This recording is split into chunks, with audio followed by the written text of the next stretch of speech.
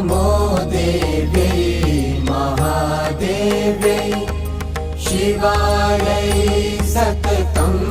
नमः नमः प्रकृत्यै भद्रायै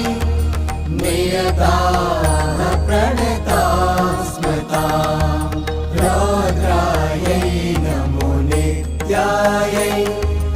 गौर्यै धात्र्यै नमो नमः